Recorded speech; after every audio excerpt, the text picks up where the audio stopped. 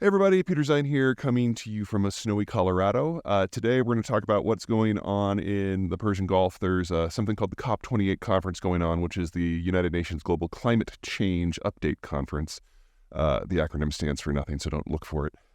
As a rule, I don't comment on these things because any organization where Djibouti and Japan are both represented generally does nothing, and there's not a lot you should expect to come out of these talks at all. It's really just an update on where everyone is. Folks made commitments to reduce greenhouse gas emissions a few years ago. This is kind of progress report, and the bottom line is pretty much everybody gets a D or an F. Not a lot has happened. Two things. Number one, the way these things are negotiated is you have political authorities and you have scientific authorities. The political authorities are the ones who actually have to get stuff done, and the scientific authorities tend to be the ones who set the thresholds and the targets, and oftentimes the two of them don't discuss things very often. And so the political statement and the scientific statements often have very little to do with one another. Nothing really different here this time around. What is different this time around is they're trying to add a completely new category to the greenhouse gas emissions protocols. So until now, it's been focused mostly on carbon dioxide, which is by far the number one source of climate change. But this time they're trying to add methane. Now, methane, aka cow farts, aka natural gas, is a much more potent greenhouse gas emission, but for a shorter period of time. So CO2 lasts in the system for centuries with a moderate warming effect, whereas natural gas usually dissipates within about a decade, but it has a much stronger impact in that time. So if you're looking for the low-hanging fruit in climate talks, methane is where you want to go. And in cases of, like the United States, most of our methane emissions are linked into oil and gas production in some way.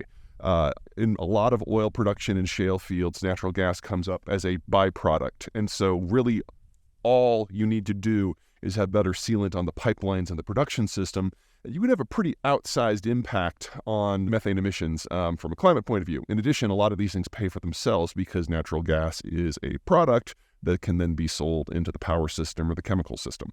So the Biden administration is in the process of perfecting some regulations with the goal of reducing American methane emissions by about 80% over the course of the next decade, which I think is an actually fairly achievable goal that I don't think the oil and gas industry is going to push back against too much because, again, it's a product. But that doesn't mean it's going to be involved in these COP talks at all because of the Chinese. Give you an idea of just how hypocritical some of these talks are and how little progress you should expect.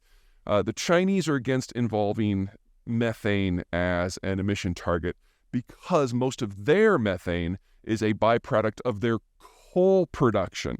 And if they're going to continue to use coal for the vast majority of their power, then they're going to kick out a lot of methane as a side effect. And unlike in the United States, where this is something that can be solved by sealing up pipes, all you have to do in China if you want to not have the methane is to shut down the coal mines. So the Chinese are kind of dead set against this category in general. Anyway, we've seen this in environmental regulations before with the Chinese, where in a lot of the advanced countries, most notably the United States, it's an issue of kind of cleaning up after yourself, and a lot of it pays for itself. Something very similar happened back in the 80s and the 90s with something called the Montreal Protocol, which is something that banned chlorofluorocarbons, which is something that used to be in Freon and air conditioning systems. We banned it because it was bad for the ozone layer, gave everybody sunburns. And we replaced it with something called HCFCs, which were an order of magnitude better. Now, the Chinese were the ones at the time who produced most of the world's Freon, and they didn't think that the replacement technologies are something that they could master. So for technological sovereignty issues, they refused to go along with it until the rest of the planet had made the switch, and then they finally joined on the tail end. We're probably going to see something like that with methane in the talks this week. Okay, that's it. Bye.